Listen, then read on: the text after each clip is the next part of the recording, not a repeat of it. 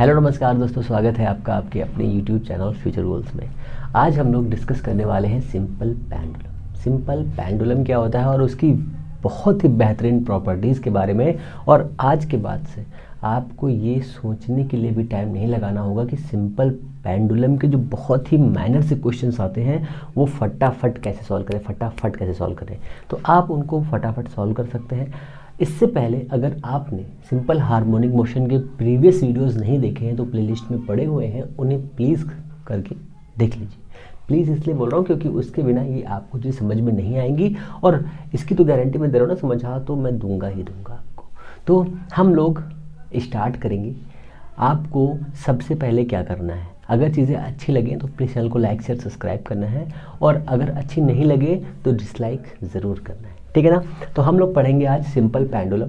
Simple pendulum का छोटा सा डेरिवेशन हम लोग पहले पढ़ चुके हैं, वो है कोन पेंडुलम, जो हम लोगों ने पढ़ा था सर्कुलर मोशन में। सर्कुलर मोशन में हम लोगों ने क्या पढ़ा था, याद आया? कुछ याद आया?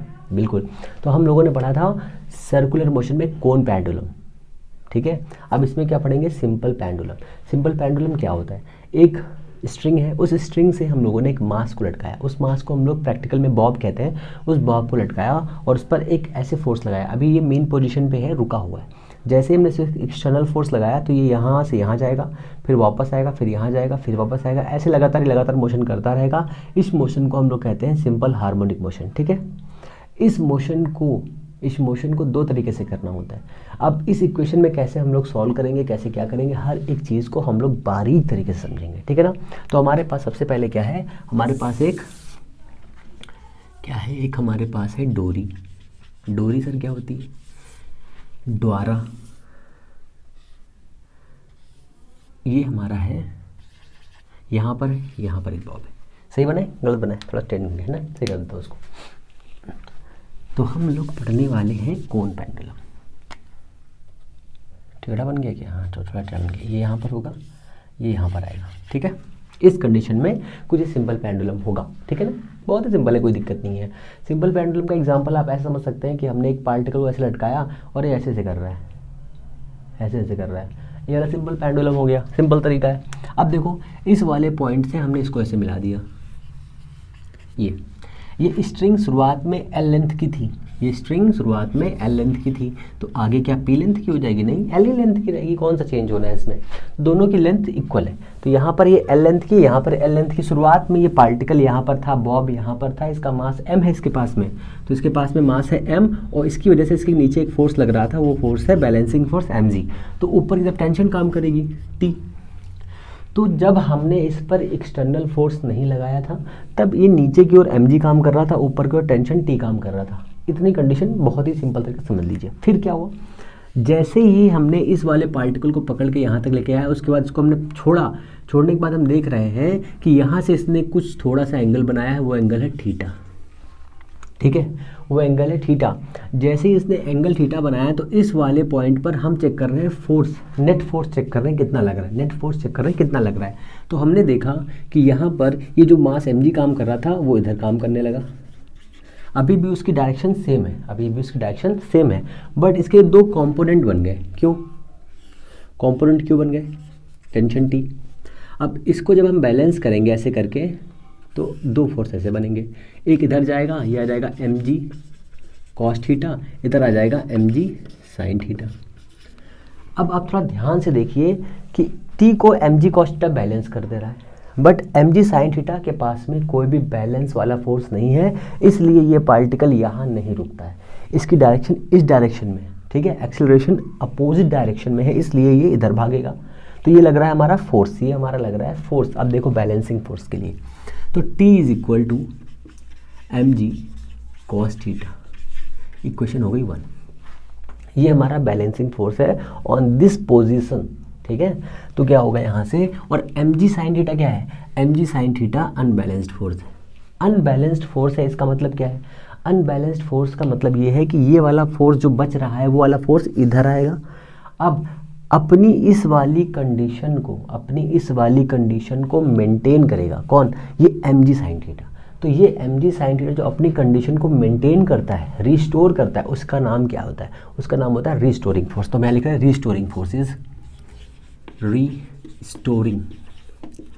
रीस्टोरिंग फोर्स कितना हो जाएगा, mg साइन थीटा। डायरेक्शन किधर है, अपोजिट है, ठीक है, डायरेक्शन किधर है, अपोजिट है। कैसा फोर्स है, अनबैलेंस्ड फोर्स है। बहुत ही ध्यान से मन लगा के पढ़ते जाइए एक एक करके। तो रीस्टोरिंग फोर्स कितना है हमारा, mg साइन थीटा हमारा रीस्टोरिंग फोर्स है। अब इस फोर्स को हम कहेंगे restoring force is equal to ma, ठीक है, m से ma उड़ जाएगा, तो a इज इक्वल टू हो जाएगा कितना, माइनस का g साइन थीटा। थीटा की वैल्यू बहुत ही छोटी, थीटा की वैल्यू बहुत ही छोटी है। बहुत ही छोटी का मतलब क्या है, अगर हम छोटा सा फॉर्मूला ड्राइव कर ले, theta is equal to theta minus theta cube by 3 factorial और प्लस का थीटा 5/5 फैक्टोरियल, तो आपको थोड़ा सा दिमाग में याद आया होगा कि ये फॉर्मूला कुछ होता है, याद आया, मैथ्स में होता है।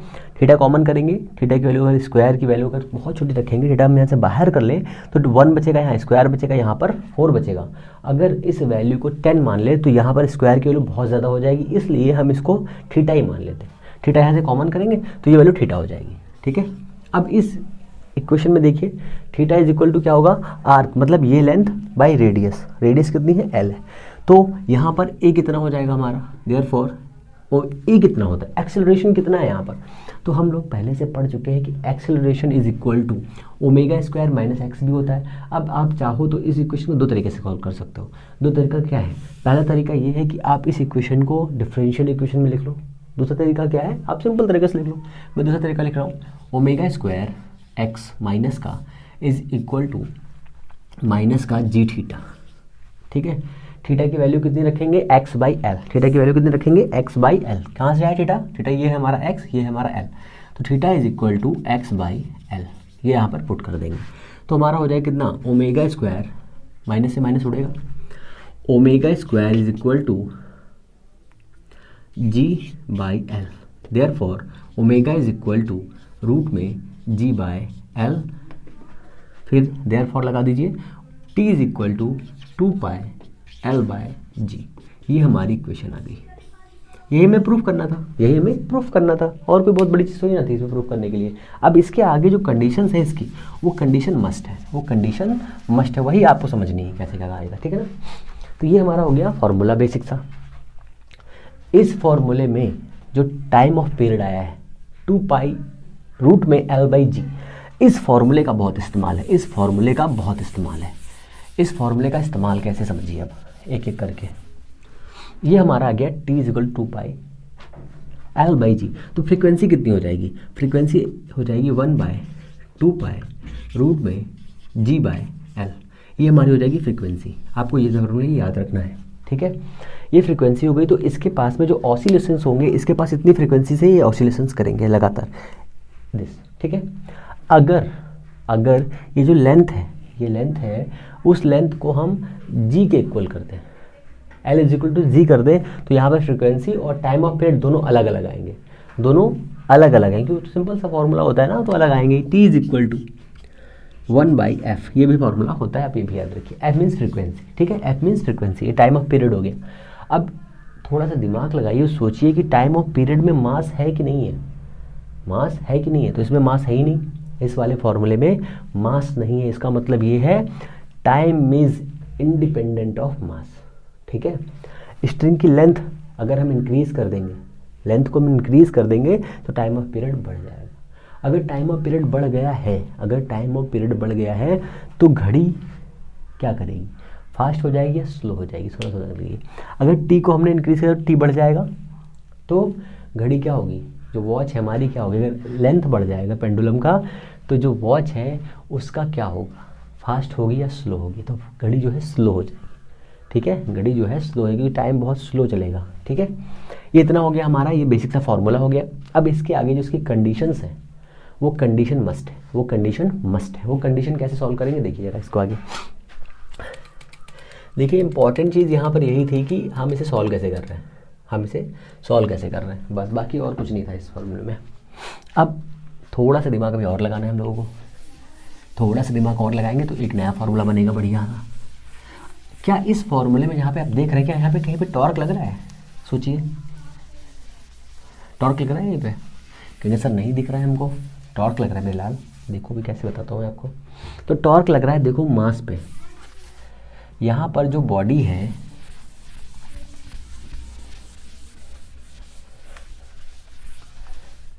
यहाँ पर जो ऑब्जेक्ट है ये इसकी लेंथ है, ये इसका लेंथ है। यहाँ पर इसको हमने फिक्स किया, हमने इसको यहाँ पे फिक्स किया, पूरी तरह से पूरा फिक्स किया है हमने इसको यहाँ पर। और फिक्स करने के साथ में हम देख रहे हैं कि ये यहाँ से यहाँ तक आया है और ये यहाँ पर इसका मास है, यहाँ पर इसका पूरा का पूरा मास है। अगर ये पूरा पूरा मास है यहाँ पर, तो देखो ये इस डायरेक्शन में mg sin थीटा लगा रहा है, नहीं लगा रहा है, mg sin थीटा। और इसकी लेंथ कितनी है, इसकी लेंथ है l, इसकी लेंथ है l, तो l into M G sine theta, l into M G sine theta. देखो ये होगी इसकी लेंथ, यहाँ पर इसको फिक्स कर रखा है और इस डायरेक्शन में एक फोर्स लग रहा है, टॉर्क बन गया ना। तो टॉर्क इज इक्वल टू, अब यहाँ से टॉर्क भी निकाल लो, torque is equal to, torque कितना बना बताओ, टॉर्क बन गया हमारा कितना, कितना होता है, फोर्स मल्टीप्लाइड लेंथ। तो फोर्स कितना है, M G sine theta, length कितनी है, एल है कि नहीं है, साइन नेगेटिव है, ये हो गया हमारा torque. Torque is equal to minus का M G sine theta into L, ठीक है, M G L into sine theta. अब थीटा की वैल्यू कितनी है, फिर वही थीटा की वैल्यू आ जाएगी। थीटा कितना है, theta very small, theta is very small, then torque is equal to minus M G L into theta. अब टॉर्क का फॉर्मूला, टॉर्क का फॉर्मूला थोड़ा सा याद रखिए, torque is equal to I into alpha, I into alpha, I into alpha. तो torque is equal to I into alpha is equal to minus का M G L, theta is equal to x by L, ठीक है। आई alpha होता है कि नहीं होता है, therefore alpha is equal to D square theta upon D T square. अब यहाँ पे जाओ, थीटा चेंज नहीं चेंज करते ना, थीटा को चेंज नहीं करते हम लोग, थीटा को चेंज नहीं करते, theta D square theta by D T square इतना हुआ। अब एल्फा कहाँ पे है, ये एल्फा की वैल्यू हो गई। अब ये कितना हो गया, M G L by M G L by I into theta minus का। अब सिंपल हार्मोनिक मोशन के लिए कंडीशन क्या होती है, डी टी स्क्वायर प्लस का omega square theta is equal to 0, ये होती है सिंपल हार्मोनिक मोशन के लिए इक्वेशन। तो ये कौन सा मोशन है, सोचो, ये एंगुलर मोशन है, ठीक है। वो कौन सा मोशन था, लीनियर मोशन था। दोनों में बहुत ही कंफ्यूजन आपको क्रिएट हो रहा होगा, बट आप सोचो ध्यान से, जो ये वाला मोशन हम पढ़ रहे थे, ये वाला हमारा लीनियर मोशन टाइप का था, पर ये वाला एंगुलर है, यहाँ से इस बॉडी को ऐसे धकेल रहा है, तो एंगुलर के लिए ये हो जाएगा। अब इसमें ओमेगा स्क्वायर की वैल्यू इतनी होगी कि नहीं होगी, अगर इस वाले इक्वल को हम हटा दें और इसको यहाँ पे प्लस कर दें और यहाँ पे 0 कर दें, दोनों वैल्यू इक्वल हो जाएंगी। तो ओमेगा इज इक्वल टू कितना हो जाएगा, रूट में M G L by I, ये हो गया हमारा omega. Therefore T is equal to 2 pi root में जाएगा I by M G L. ये हमारा सिंपल हार्मोनिक मोशन के लिए कंडीशन है, ठीक है। किस कंडीशन को फॉलो किया है, हम लोगों ने फॉलो किया है ऐसी कंडीशन जिसमें इस पे हमने टॉर्क की वैल्यू को कंसिडर किया, ठीक है ना। टॉर्क की वैल्यू को कंसिडर किया है कि जो ये वाला मास था, इसके पास में मोमेंट ऑफ इनर्शिया था। आप थोड़ा दिमाग लगाओ, जब आप बॉब को थोड़ा टहलाओगे, घुमाओगे, तो वो रोटेट भी तो होगा साथ में ऐसे करके। जैसे मान लो यहाँ पे फिक्स किया तो ऐसे रोटेट होगा कि नहीं होगा, ऐसे करके रोटेट होता रहेगा। इस कंडीशन के लिए हम लोगों ने ये फॉर्मूला ड्राइव किया, इस कंडीशन के लिए हम लोग फॉर्मूला ड्राइव किया। इस फॉर्मूले का इस्तेमाल हम लोग कब करेंगे, इस फॉर्मूले का इस्तेमाल हम लोग करेंगे जब हम लोग पढ़ेंगे फिजिकल पेंडुलम। तो फिजिकल पेंडुलम क्या होती है, तो फिजिकल पेंडुलम का मतलब होता है कि एक जो हमारे पास ये बॉब है, जो बिल्कुल हमने एक मास लिया है, उस मास के अकॉर्डिंग ये काम कर रहा है। अगर हम फिजिकल पेंडुलम की बात करें तो उस पेंडुलम में क्या होगा, उस पेंडुलम में ये होगा कि वो पेंडुलम लगातार गोल ना होकर किसी भी शेप का हो सकता है, और वो किसी भी शेप, जैसे मान लो कि ये फ़ोन है, इस फ़ोन को हमने रोटेट किया ऐसे करके, ये ऐसे करके, ये ऐसे हो रहा है, तो इसका सेंटर ऑफ मास कैसे काम कर रहा है, मान लो हमने ऐसे से रोटेट किया तो कैसे काम कर रहा है। इस कंडीशन को फॉलो करने के लिए हम लोगों ने ये रूल प्रूफ किया है, ठीक है। अब इसके आगे चलते हैं हम लोग। अब बेसिक और इम्पॉर्टेंट कंडीशंस को देखते हैं, जो इसकी बहुत ही इंपॉर्टेंट और बेसिक कंडीशंस हैं उनके बारे में सीखते हैं और समझते हैं, क्योंकि कंडीशन से बहुत सारे क्वेश्चन एग्जाम में आते हैं, कंडीशन से बहुत सारे क्वेश्चन एग्जाम्स में आते हैं, और वही कंडीशन हमें सीखनी है और उन क्वेश्चंस के बारे में अच्छे से पढ़ना है, बहुत ही ध्यान लगा के, मन लगा के। पहला तो क्वेश्चन यही होगा कि अगर हम किसी भी पेंडुलम का टाइम ऑफ पीरियड, ठीक है, टाइम ऑफ पीरियड इन्फिनिटी हो जाए, इन्फिनाइट हो जाए, तो उस पेंडुलम में ऑसिलेशंस होंगे या नहीं होंगे, बताइए। तो बहुत ही ध्यान समझ लो, अगर किसी भी पेंडुलम का टाइम ऑफ पीरियड इनफिनाइट है तो उस पेंडुलम में कोई भी ऑसिलेशंस नहीं होंगे। ये चीज़ आपको याद रखनी है, ठीक है, ये चीज़ आपको याद रखनी है, बहुत ही ध्यान से इस बात को याद रखो आप सभी लोग। दूसरी कंडीशन क्या है, अगर हम किसी भी पेंडुलम के टाइम को बढ़ा देते हैं तो क्या होता है, टाइम को घटा देते हैं तो क्या होता है। तो टाइम को बढ़ाने पर टाइम ऑफ मतलब लेंथ को बढ़ाने पर time of period effective change हो जाता है। एक और चीज़ छोटी सी रह गई है, वो है इफेक्टिव लेंथ क्या होती है। इफेक्टिव लेंथ, तो हमारे पास जो बॉब है वो बॉब इतना बड़ा है, इसका सेंटर ऑफ मास यहाँ पर है, ठीक है, ये इसका रेडियस है और ये हमने इसको यहाँ से लटकाया था ऐसे करके, ठीक है, ये इसकी लेंथ है L यहाँ से यहाँ तक और ये इसकी रेडियस है R। तो इफेक्टिव लेंथ कितनी हो जाएगी, effective length is equal to L plus R, ठीक है, effective length L plus R। हम लोग इफेक्टिव लेंथ लेंगे ऑलवेज, जब भी हम इस क्वेश्चन को या इस डेरिवेशन या इस प्रैक्टिकल को सॉल्व करेंगे तो हम लोग इफेक्टिव लेंथ से इसको सॉल्व करेंगे। ये भी आपको याद रखना है क्योंकि ये भी कभी बार पूछा जा चुका है आपसे। तो इतना हो गया, कंडीशन मैंने बता रहा हूँ आपको धीमे धीमे करके। तो कंडीशन नंबर 1 कंडीशन नंबर 1 क्या है, आपके पास में एक सिंपल पेंडुलम है, ठीक है, तो हमने कहा बिल्कुल है। तो हमने कहा भाई जो सिंपल पेंडुलम है वो कुछ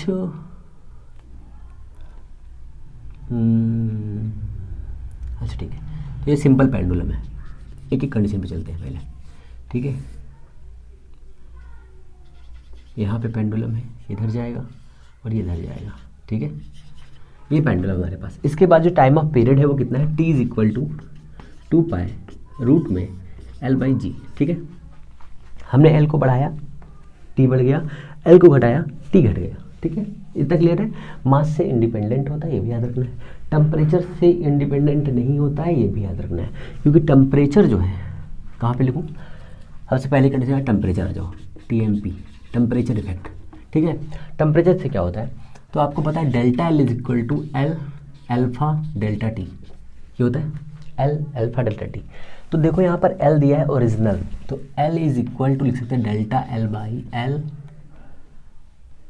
अल्फा डेल्टा T। तो ये हमारा L है, ये भी हमारा L है और ये L है। अगर हम टेम्परेचर को इंक्रीज कर देंगे तो हमारी लेंथ क्या हो रही, चेंज हो रही, नहीं हो रही, तो लेंथ चेंज हो रही। तो इस फॉर्मूले में हम ये फॉर्मूला ड्राइव कर सकते हैं, T is equal to 2 pi root में delta L by alpha delta T into G। ये हमारा एक बेसिक फार्मूला है। अगर हम लेंथ को इंक्रीज करेंगे या टेम्परेचर को इंक्रीज करेंगे तो हमारा ऐसा फार्मूला बनेगा, ठीक है, ये भी क्लियर है।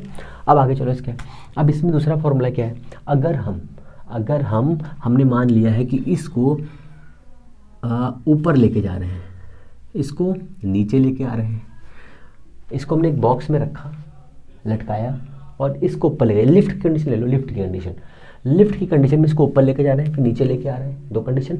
फिर हमने माना कि हमने एक हेलीकॉप्टर ले लिया, एक हेलीकॉप्टर। तो हेलीकॉप्टर सर कैसा होता है, आगे से चोन होती है इसके पास में, कुछ ऐसा होता है और यहाँ पे पंखे लगे रहते हैं, ठीक है, कुछ ऐसा करके, और पीछे पूंछ होती है, यहाँ पर भी पंखे लगे रहते हैं ऐसे करके। और हमने इस पेंडुलम को यहाँ पे लटका दिया ऐसे करके, पेंडुलम को हमने ऐसे लटका दिया और ये इस डायरेक्शन में जा रहा है। ये हेलीकॉप्टर एक एक्सेलरेशन से किसी एंगल पे जा रहा है, तो हमने कहा सर ये वर्टिकल से थीटा एंगल पे है, तो ये हेलीकॉप्टर है, हेलीकॉप्टर के बीच में ये रखा हुआ है। इस हेलीकॉप्टर के बीच में रखने पर ये एक्सेलरेशन से इस डायरेक्शन में जाएगा, ठीक है। तो हमने कहा सर ये एंगल थीटा हो जाएगा, ठीक है। अगर ये इस डायरेक्शन में जाएगा तो इसका mg किधर काम करेगा, सोचो, तो इसका mg काम करेगा इस वाले पॉइंट से। देखो अभी mg नीचे की तरफ काम कर रहा है, नीचे साफ कर दूं पहले ना, अभी mg नीचे की तरफ काम कर रहा है, पर जैसे ही हमने देखा तो ये mg इधर काम करने लगा, ठीक है, ये mg इधर काम करने लगा, मतलब जैसे ही इसको हमने उधर फेंका तो ये यहाँ से कह सकते यहाँ पे आ गया, तो ये एंगल भी थीटा हो गया, अब समझो बहुत ध्यान से। जो ये इस डायरेक्शन में जा रहा था, एंगल इसका कितना था, थीटा था, ठीक है। तो इस ए के 2 कंपोनेंट बनेंगे, इस mg के 2 कंपोनेंट बनेंगे ना, क्योंकि चेंज होगा। अगर इसमें चेंज हो रहा है तो चेंज होने की कंडीशन में जो इसका जी है और एम है दोनों की कंडीशंस बनेंगी। तो देखो अभी यहाँ पर जो जी नीचे की तरफ काम कर रहा था चेंज होकर इधर आ गया, तो इसका जो नेट एक्सेलरेशन है ये जा किधर रहा था, इस डायरेक्शन में इधर जा रहा था, और इसका काम किधर कर रहा था, इधर की तरफ। अगर हम इस वाले पॉइंट की बात करें तो एम जी नीचे की तरफ काम कर रहा था, ठीक है, और ये जा किधर रहा है, इस डायरेक्शन में, तो इसका अपोजिट कंपोनेंट इधर बनेगा, तो इसके बीच में आएगा कि नहीं आएगा, ये नेट फोर्स वाला काम आएगा।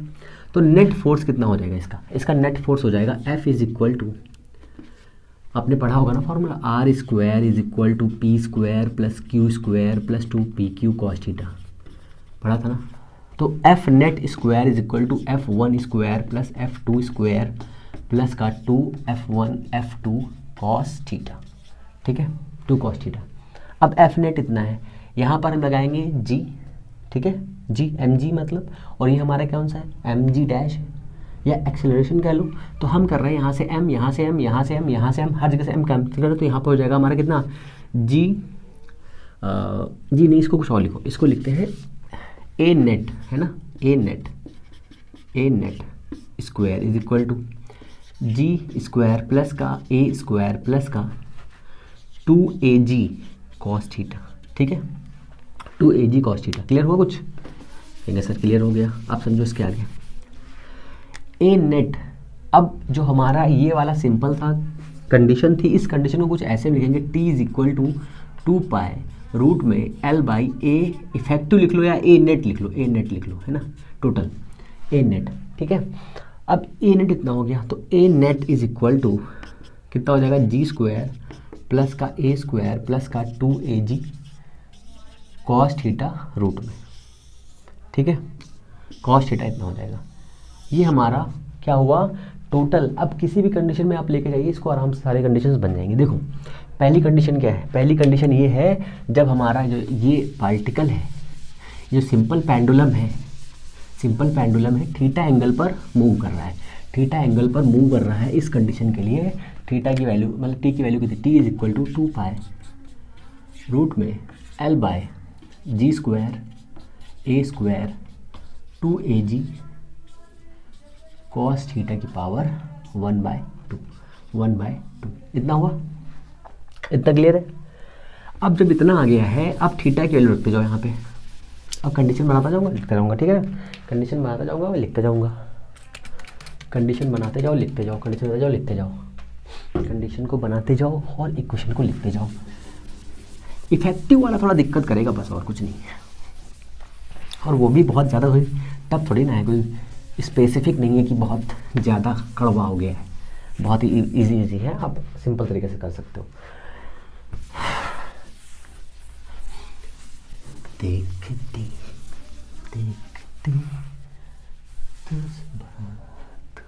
इतना ठीक है, क्लियर। अब आगे चलो। अब देखो ये हमारे पास में एक लिफ्ट है, ठीक है, कंडीशन ये थी कि हेलीकॉप्टर में था, अब हेलीकॉप्टर सिर्फ ऊपर जा रहा है, हमने इस पेंडुलम को यहाँ से बांधा था, ये हेलीकॉप्टर सिर्फ ऊपर जा रहा है, तो ये एंगल शुरुआत में ऐसे था यहाँ से, अब ये सिर्फ ऊपर जा रहा है, तो एंगल थीटा कितना हो गया 0 डिग्री। अगर एंगल थीटा 0 डिग्री है, सिर्फ वर्टिकली मोशन हो रहा है, सिंपल पेंडुलम उसमें बंधा हुआ है, तो टी की वैल्यू कितनी, theta is equal to 0 degree पर T is equal to 2 pi root में एल, यहाँ रखेंगे 0 तो ये हो जाएगा 1 होगा तो जी प्लस ए का होल स्क्वायर, इससे रूट से कटेगा कितना आएगा जी प्लस ए, ठीक है। अब इसी कंडीशन को थोड़ा दिमाग लगा के सोचो, हेलीकॉप्टर जा रहा है और हेलीकॉप्टर जाने के साथ में ऐसे पलट जा रहा है, पलट गया अचानक, ठीक है, तो क्या जो ये सिंपल पेंडुलम मोशन कर रहा था, सिंपल हार्मोनिक मोशन, क्या वो करता रहेगा, पहली कंडीशन हाँ करता रहेगा, ठीक है। मैक्सिमम हाइट कितनी होगी, इसकी लेंथ लगातार करता रहेगा, ठीक है।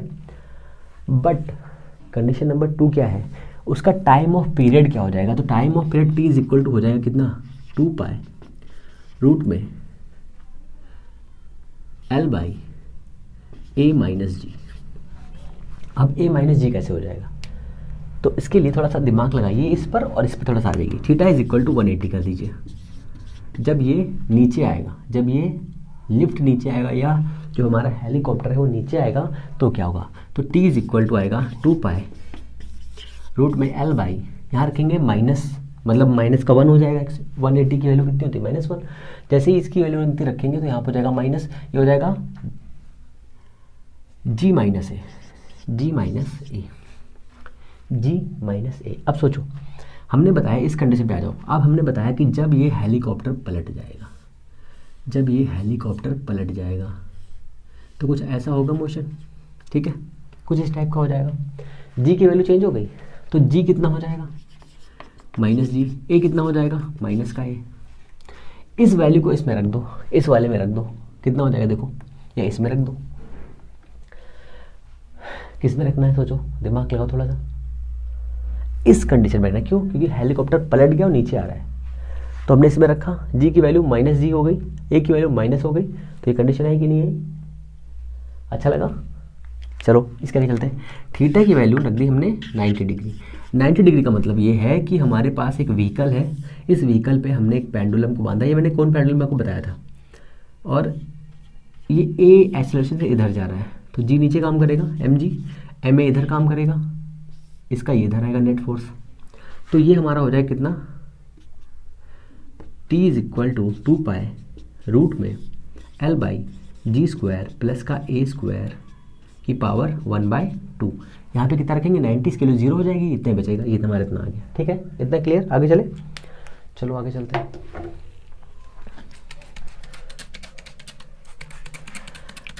अब क्या है, अगर आप लोग घर से बाहर निकलते हैं, निकलने के साथ में आपने ये भी देखा होगा कि जब आप रोड पे जाते हो तो रोड कहीं थोड़ी ऊपर उठी होती है, कहीं थोड़ी सी नीचे होती है। जब रोड थोड़ी सी ऊपर उठी होती है तब g और t के मान में क्या होगा, ये चेक करना है हम लोगों को। ठीक है, कंडीशन समझते रहो बात करके, कि जब हम घर से बाहर निकलते हैं तो रोड हमारी थोड़ी ऊपर नीचे उठी होती है कि नहीं होती है? कैंसर होती है।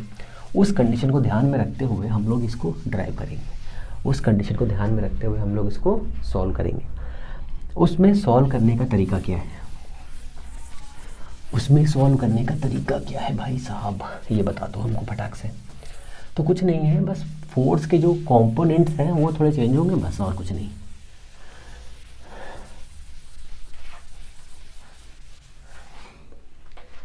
तो हमारे पास में दिए, हमारे पास एक सड़क दी है जो कुछ इस टाइप से, ये एंगल थीटा दिया हुआ है। ठीक है, यहाँ पर एक कार है, ठीक है, जो स्लिप हो रही है, ये चल रही है, ठीक है, तो हमने कहा बिल्कुल चल रही होगी। तो यहाँ पर इसका मास नीचे की तरफ काम करेगा, एक फोर्स इधर काम करेगा, एक फोर्स इधर काम करेगा, ये एंगल थीटा हो जाएगा। तो ये हो जाएगा mg cos थीटा, इधर जाएगा mg sin थीटा। ठीक है, बट ये रेस्ट पे है, रेस्ट वाली कंडीशन के लिए फॉर्मूला क्या हो जाएगा, तो यहाँ पर हमें सिर्फ लेना है m तो कांस्टेंट रहता है, कितना बचेगा g cos थीटा, तो t = कितना आ जाएगा 2 पाई रूट में L/g cos थीटा। ये हमारा हो गया इसका बेसिक सा फॉर्मूला, बहुत ही सिंपल तरीके से है, कोई दिक्कत की बात नहीं है। अगर ये a एक्सेलरेशन से आगे जाएगा, ऊपर जाएगा, इस पूरे सिस्टम को उठा के हम ऊपर लेके जाएंगे, इधर लेके जाएंगे, किधर भी लेके जाएंगे, तो यहाँ पर वही कंडीशंस फॉलो हो जाएंगी, जैसे कि t = 2 पाई रूट में L/g cos थीटा का होल स्क्वायर प्लस का a² प्लस का 2ag cos theta into cos phi. Theta की वैल्यू ये वाली है और फाई की वैल्यू कौन सी है, जो नेट फोर्स काम करेगा एक्सेलरेशन की वजह से। ठीक है, एक्सेलरेशन की वजह से, तो टी नेट कितना आ जाएगा, ऐसे मान लो अगर 2 पाई, दिख नहीं रहा होगा आई थिंक मेरे हिसाब से, L/g cos थीटा का होल स्क्वायर प्लस का a² प्लस का 2ag, ये हो गया हमारा cos थीटा, ये g cos थीटा है, ठीक है, इंटू ये cos फाई कौन सा है, जिस एंगल पर इसके हम आगे लेके जा रहे हैं, अगर हम इस पूरे सिस्टम को उठा के ऊपर लेके जाएंगे तो फाई की वैल्यू कितनी हो जाएगी, 0 डिग्री हो जाएगी। जब 0 होगी, जब यहाँ पर मैंने वो नहीं लगाया, की पावर 1/2 है ना। जब इस सिस्टम को पूरा उठा के ऊपर लेके जाएंगे, इस पूरे सिस्टम को उठा के ऊपर लेके जाएंगे, तब फाई की वैल्यू 0 होगी। तब फाई की वैल्यू 0 होगी, तब ये कंडीशन आएगी। जब हम इसको नीचे लेके आएंगे तो इसकी वैल्यू 180 होगी, तब दूसरी कंडीशन आएगी। जब हम इसको ऐसे रखेंगे, रेस्ट पे रखा हुआ है, तब ऐसी आएगी। और जब इसको हम इधर लेके जाएंगे, हॉरिजॉन्टल लेके जाएंगे, तो फाई की वैल्यू कितनी होगी, देख लो यहाँ पे। वर्टिकल मोशन के लिए phi is equal to 0, downward motion phi is equal to 180, horizontal motion horizontal phi is equal to 90 degree. ठीक है, फॉर्मूला तो आप बना ही लोगे, कोई दिक्कत की बात नहीं है। ठीक है ना, इतना क्लियर। आगे चले, आगे चलो भाई।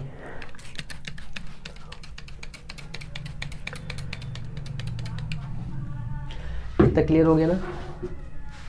अब इसमें कौन सी कंडीशंस बची हैं? हाँ, अभी एक कंडीशन बची है आपकी इलेक्ट्रिक फील्ड वाली। अभी यहाँ पे कंडीशन बची इलेक्ट्रिक फील्ड वाली, वो भी देख लो फटाफट। इलेक्ट्रिक फील्ड, अगर जो बॉब है उसके पास में कोई चार्ज हो, अगर जो हमारे पास बॉब है उसके पास में कोई चार्ज हो, अगर जो बॉब है हमारे पास में उसके पास में कोई इलेक्ट्रिक चार्ज हो, तब क्या होगा? और इलेक्ट्रिक फील्ड की डायरेक्शन भी साथ में दी है, तो क्या होगा? ये कंडीशन है। अब आप ये नहीं कहोगे कि सर मेरा ये इसमें कोई भी क्वेश्चन सिंपल पेंडुलम से गलत हो गया। सिंपल पेंडुलम का क्वेश्चन अब हलवा लगेगा आपको। पहले मैं बनाऊंगा फिगर, ठीक है, फिर चलेंगे आगे, फिर चलेंगे थोड़ा सा पीछे। ओके, चलो रिफिल कर लो क्या थोड़ा सा, चलो बाद में करेंगे। तो हमारे पास इलेक्ट्रिक फील्ड की डायरेक्शन एक है, ये एक इलेक्ट्रिक फील्ड इधर है इस डायरेक्शन में, ठीक है, नीचे फॉर्मूला के लिए काम आएगा।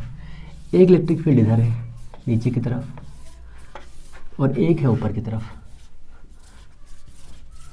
एक ऊपर की तरफ, ठीक है, इलेक्ट्रिक फील्ड। ये इलेक्ट्रिक फील्ड हम इधर इधर एंड इधर एंड इधर एंड इधर, ये इधर इधर इधर एंड इधर एंड इधर, ठीक है ना। अब आपको पता है कि अगर किसी भी बॉडी के पास में इलेक्ट्रिक फील्ड है तो इलेक्ट्रिक फील्ड क्या बनाता है? फोर्स बनाता है, ठीक है। Force is equal to Q naught into E. हमने कहा कि जो बॉब है हमारा, हमने कहा कि सर यहाँ पे हमारा बॉब लटका हुआ है, इस बॉब के पास में मास है m, ठीक है, और इसके पास चार्ज है Q नॉट, चार्ज है Q नॉट। तो Q नॉट की वजह से ये इधर जाएगा और इसकी मास की वजह से नीचे आएगा mg, और यहाँ पर देखो Q नॉट चार्ज है, इसकी वजह से ये इधर जाएगा। क्यों? Q नॉट प्लस चार्ज है, इलेक्ट्रिक फील्ड भी प्लस होती है, सोर्स चार्ज है प्लस है, इसलिए ये इसको इधर ढकेलेगा, तो नेट फोर्स के बीच में लगेगा इधर की तरफ। तो ये हो गया हमारा नेट फोर्स। ये हमारा हो गया कितना? Q नॉट E, ठीक है। इसको ध्यान से यहाँ समझ लो, एक बार फिर से बता दे रहा हूँ। ये हमारा हो गया बॉब, ये हो गया बॉब का मास m, नीचे मास काम कर रहा है mg, इस डायरेक्शन में काम कर रहा है क्या? Electric force. तो हमने लिखा इलेक्ट्रिक फोर्स। तो नेट फोर्स इस डायरेक्शन में काम करेगा, हमने कहा नेट फोर्स ये हो गया हमारा नेट फोर्स। तो F net is equal to कितना एंगल है? 90 का। तो F net is equal to root में FE स्क्वायर प्लस का mg का होल स्क्वायर, इतना हुआ। हमें निकालना है एक्सेलरेशन, हमें निकालना टोटल का एक्सेलरेशन। तो F net is equal to FE कितना है हमारा? FE हमारा Q naught E by M। कैसे निकाला? F इज इक्वल टू होता है MA, ठीक है, और इसके इज इक्वल टू QE, है कि नहीं है? Q नॉट E, दोनों को बराबर कर दो तो यहाँ से एक वैल्यू आ जाएगी, ठीक है ना। F नेट इतना हो गया। अच्छा, फोर्स हम लिख रहे हैं, सॉरी शक्तिमान, यहाँ पर ओनली Q नॉट E लिखेंगे, प्लस का mg का होल स्क्वायर, ये हो गया हमारा होल स्क्वायर, ये जाएगा रूट में, ठीक है। अब यहाँ पे देखो नेट फोर्स आ गया, हमें एक्सेलरेशन चाहिए, क्योंकि फॉर्मूला यहाँ पर क्या बनेगा? T is equal to formula बनेगा 2 पाई रूट में L बाय A इफेक्टिव, ठीक है, जो इफेक्टिव A होगा वो बनेगा। तो यहाँ से वैल्यू निकालेंगे तो कितना हो जाएगा?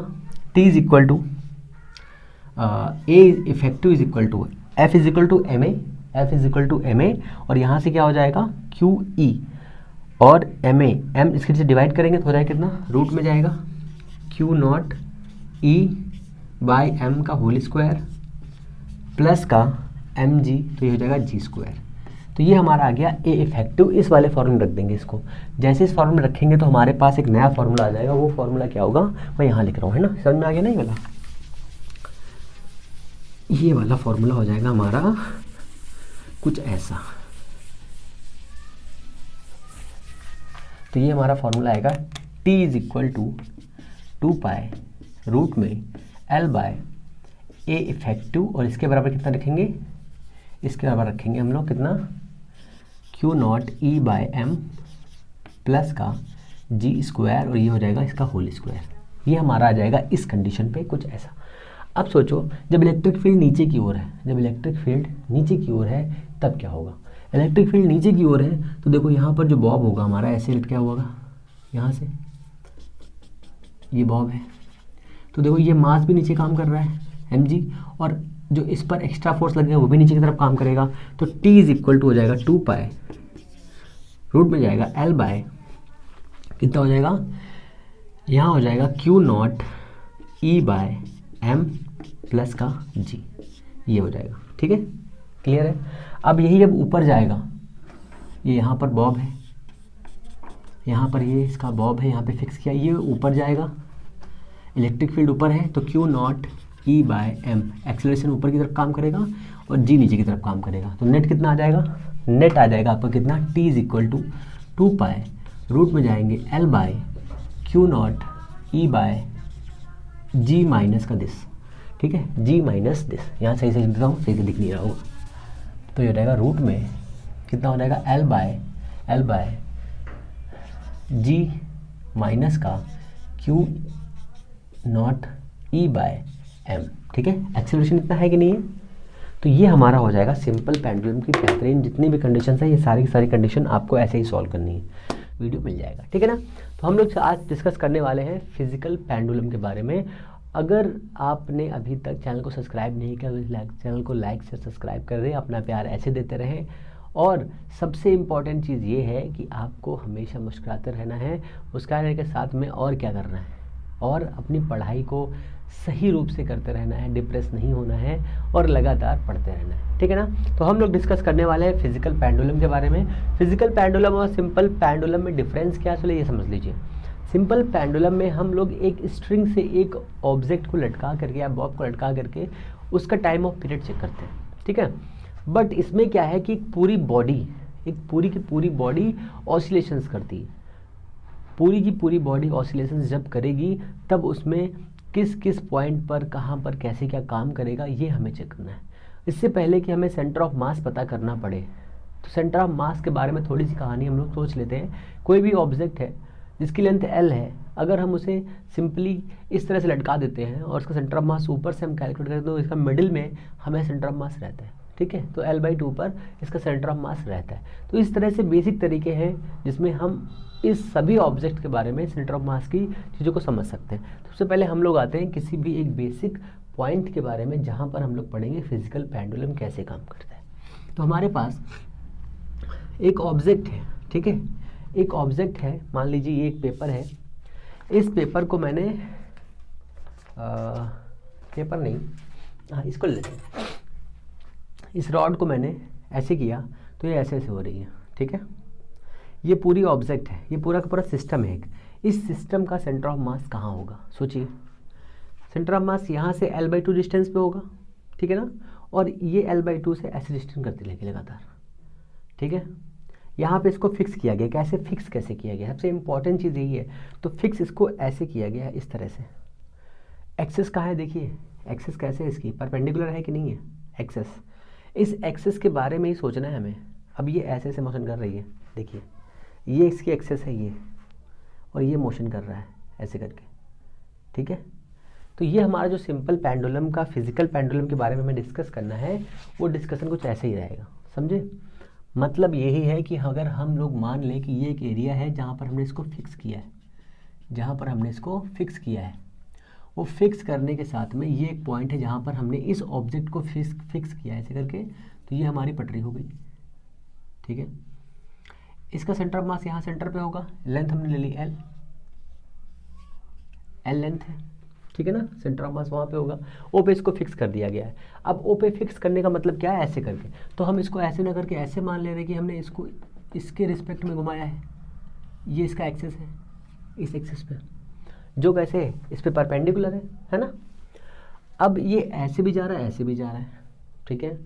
अब सोचो हम इस वाले पार्टिकल को यहाँ तक पकड़ के लेकर के आए, तो ये वाला पार्टिकल रोटेट हो सकता है, इसके हिसाब से ये यहाँ पे आ गया, बहुत बड़ा बन गया तो यार, बहुत बड़ा हो गया है। कहेंगे सर ये क्या बना दिया आपने, हाथी का पाँव, हम लोगों ने बना दिया हाथी का पाँव। हाथी का पाँव नहीं है ये गीदड़ का पाँव है, गीदड़, इतना हो जाएगा, ठीक है ना। तो अब ये यहाँ पहुँच गया, ये वाला सेंटर मास यहाँ पर आ गया, और ये वाला जो पॉइंट था वो ऐसे करके यहाँ तक आ गया, ठीक है।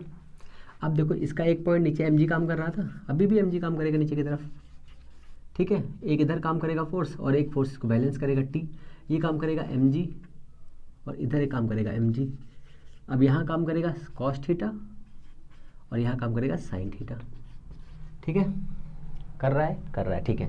अब देखो हमने कहा, अब इसको थोड़ा ऐसे समझो, ये एक लेंथ थी, इस लेंथ पर ये परपेंडिकुलर फोर्स लग रहा था F1 और ये लेंथ है L, ये 90 का एंगल है और ये इस एक्सिस पर घूम सकता है, इस एक्सिस पर लगातार रोटेट हो सकता है। तो टॉर्क काम कर रहा है, टॉर्क क्या होता है, फोर्स मल्टीप्लाइड परपेंडिकुलर डिस्प्लेसमेंट, ठीक है, फोर्स मल्टीप्लाई परपेंडिकुलर डिस्प्लेसमेंट, ठीक है। तो इसका मतलब क्या है, यहाँ पर कौन सा फोर्स है जो इस पूरी बॉडी को रिस्टोर पे लेके आ रहा है। तो अब थोड़ा सा दिमाग लगाओ, अगर हम इस बॉडी के थोड़े से कंपोनेंट बना लें ऐसे करके, तो यहाँ पर जो कंपोनेंट होगा, यहाँ पे होगा, यहाँ पे होगा, यहाँ पे होगा, यहाँ पे होगा, यहाँ पे होगा, ये छोटे छोटे फोर्स लग करके सारे के सारे इस बॉडी को इधर लेकर आ रहे हैं। कौन सा फोर्स है, वो रिस्टोरिंग फोर्स है, कौन सा, F1। तो टॉर्क जो लग रहा है इस पर वो कितना लग रहा है, F1 इंटू परपेंडिकुलर डिस्टेंस है कितना है हमारा L लेंथ पे लग रहा है। देयरफॉर थीटा कितना है 90, टॉर्क कितना हो जाएगा कितना हुआ torque, mg sine theta into L, sine negative. अब साइन निगेटिव क्यों आ गया, सबसे इंपॉर्टेंट और मोस्ट फेबुलस कंडीशन, निगेटिव क्यों है, क्योंकि ये वाली बॉडी इधर आ रही है, ठीक है, ये वाली बॉडी इधर आ रही है। तो हम लोगों ने पहले से पढ़ के रखा है कि मोमेंट ऑफ इनर्शिया क्या होता है। मोमेंट ऑफ इनर्शिया, सभी बॉडी के पास में एक मास होता है। अगर हम एंगुलर मोशन के बारे में समझ रहे हैं, पढ़ रहे हैं, कोई बॉडी रोटेट हो रही है, तो उसके पास में जो टोटल मास का मोमेंट होता है वही उसका मोमेंट ऑफ इनर्शिया होता है। मोमेंट ऑफ इनर्शिया की वैल्यू कितनी होती है, तो मोमेंट ऑफ इनर्शिया होता है I = mr²। mr², r क्या होता है, जिस एक्सेस के रिस्पेक्ट पे ये रोटेट होते हैं वो होता है मोमेंट ऑफ इनर्शिया। और रोटेशनल एक्सेस है ना, रोटेशनल एक्सेस, इन सभी के बारे में अगर आपको समझना है, पढ़ना है, तो प्लेलिस्ट में वीडियोस मिल जाएंगे, आपको वहाँ पे जाना है, रोटेशनल मोशन पे आराम से उसे सर्च करके पढ़ना है, ठीक है ना। तो ऐसा ही इतना हो गया। अब इसके आगे चलते हैं, यहाँ पे इतने फोर्स काम कर रहे हैं, रोटेशनल मोशन इतना हो गया हमारा। अब एक्सटर्नल टॉर्क, जो टॉर्क होता है, अगर रोटेशनल मोशन में कोई बॉडी है तो टॉर्क कितना होता है, हमें ये चेक करना है। तो टॉर्क कितना होता है भाई साहब, तो टॉर्क होता है, टॉर्क = फोर्स मल्टीप्लाइड,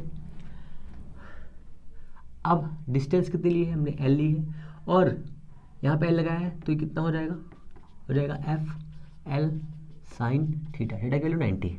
तो टॉर्क = F क्या होता है, M A L, M A क्या होता है, A होता है L alpha L, therefore M L² alpha, ये क्या है, I है।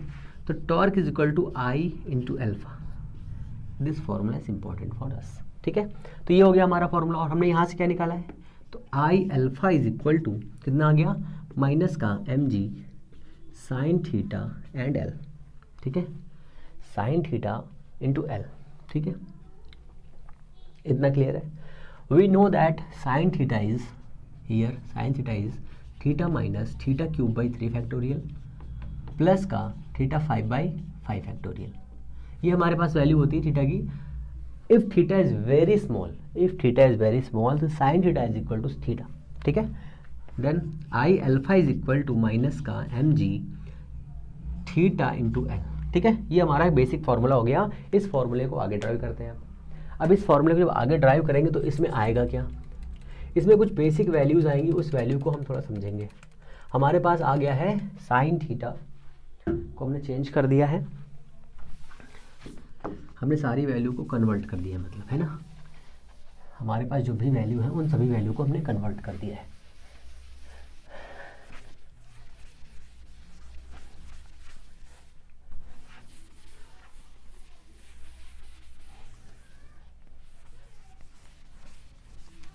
I alpha is equal to M G L theta. तो हमारे पास क्या आ गया है, I alpha is equal to M G minus का M G theta into L, ठीक है ना। अब हम सभी लोगों को पता है कि अल्फा इज इक्वल टू क्या होता है, अल्फा इज इक्वल टू होता है D square theta upon D T square, होता है, कहेंगे सर बिल्कुल होता है। ये है क्या, तो ये हमारा होता है एंगुलर एक्सेलरेशन, एंगुलर एक्सेलरेशन। तो I D square theta upon D T square is equal to minus का एम जी एल थीटा। ये हो जाएगा हमारा D square theta upon D T square plus का M G L by I theta is equal to 0। We know that अब अगर आपने पिछला लेक्चर नहीं देखा तो आपको चीज़ समझ में नहीं आएगी कैसे आ गई है, तो आपको पिछला लेक्चर देख लेना है, ठीक है ना, सीक्वेंस में होगा वो। तो हम जानते हैं, we know that D square theta over D T square plus omega square theta is equal to 0। ये किसी कंडीशन है, condition of simple harmonic motion, ठीक है। कौन सा सिंपल हार्मोनिक मोशन है, एंगुलर वाला है ये। आप कहेंगे सर एंगुलर हार्मोनिक मोशन कैसे होता है, सिंपल हार्मोनिक, जब कोई भी पार्टिकल बहुत चुन्नू सा होता है, चुन्नू सा, बहुत ही चुन्नू सा होगा, तो चुन्नू में सिंपल हार्मोनिक मोशन काम करेगा और इसमें ये करेगा, वो भी चुन्नू से के लिए होगा। तो सारे मोशन चुन्नू के लिए होंगे, चुन्नू मुन्नू के लिए, ठीक है ना। इतना हो गया। Here omega square is equal to, omega square कितना आ रहा है, इतना आ रहा है कि नहीं आ रहा, M G L by I.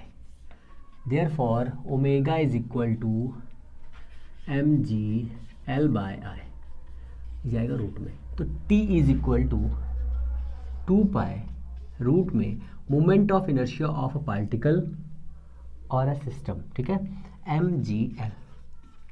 l क्या है, l है हमारे पास जो बॉडी दी है उस बॉडी का centre of mass, centre of mass की डिस्टेंस है l, ठीक है। तो यहाँ से फ्रीक्वेंसी कितनी आ जाएगी, फ्रीक्वेंसी आ जाएगी 1/2 पाई रूट में M G L by I, ठीक है। अब डिफरेंट बॉडीज़ के लिए, डिफरेंट बॉडीज़ के लिए आई की वैल्यू अलग अलग होती है। अभी जो हम लोगों ने पढ़ा था वो कितना, T is equal to 2 pi root में एम बाई के, याद आया कुछ, स्प्रिंग के लिए था, स्प्रिंग के लिए हम लोगों ने पढ़ा था ना, T is equal to 2 pi M by K, याद आ रहा है। वहाँ पे क्या है, I by M G L. तो के किसके बराबर हो रहा है, देख लो, बैलेंस कर लो, इतना हो रहा है, ठीक है। अब अगर हम बॉडी को डिफरेंट शेप और डिफरेंट साइज का लें तो मोमेंट ऑफ इनर्शिया चेंज हो जाएगा। मोमेंट ऑफ इनर्शिया चेंज होने से हमारा टाइम ऑफ पीरियड भी चेंज हो जाएगा। मोमेंट ऑफ इनर्शिया चेंज होने से हमारा टाइम ऑफ पीरियड चेंज हो जाएगा। और अब हमें याद रखना, अगर हमारे पास कोई ये सर्कुलर बॉडी है, ये, ठीक है, इस बॉडी को हमने ऐसे यहाँ से बांधा है, पहली कंडीशन, ठीक है ना, पहली कंडीशन नहीं, कुछ ऐसा होगा, सोचो होगा कि नहीं होगा। शुरुआत में इसका सेंटर ऑफ मास ये आर, ये इसका ओ, इसके एक्सिस के रिस्पेक्ट में लगातार घूम रहा है, तो किसी भी डायमीटर के रिस्पेक्ट में इसका मोमेंट ऑफ इनर्शिया होता है mr स्क्वायर बाई 2। और यहाँ से डिस्टेंस कितनी है, mr स्क्वायर, है ना। कौन सा फार्मूला लगाएंगे, याद आया कुछ, कौन सा फार्मूला लगाएंगे भाई, जल्दी से बोलो। तो फार्मूला हम लोग लगाएंगे कौन सा, ICM, जिसमें हम किसी भी दूसरी एक्सिस पर मोमेंट ऑफ इनर्शिया को ट्रांसफ़र करते थे। कुछ याद आया, अब कहेंगे सर याद आ गया, याद आ गया, याद तो आ ही जाएगा। तो हमारे पास में बेसिक चीज़ें हैं, बहुत ही सिंपल तरीके से, फिर समझ लो। देखो हमें निकालना है मोमेंट ऑफ इनर्शिया। तो इस वाले मोमेंट ऑफ इनर्शिया को हम कहते हैं mr²। तो ये क्या है, डिस्क है, ये डिस्क, ठीक है। डिस्क के लिए इसकी डायमीटर से पास होने वाला जो एक्सेस था उसके रिस्पेक्ट में mr²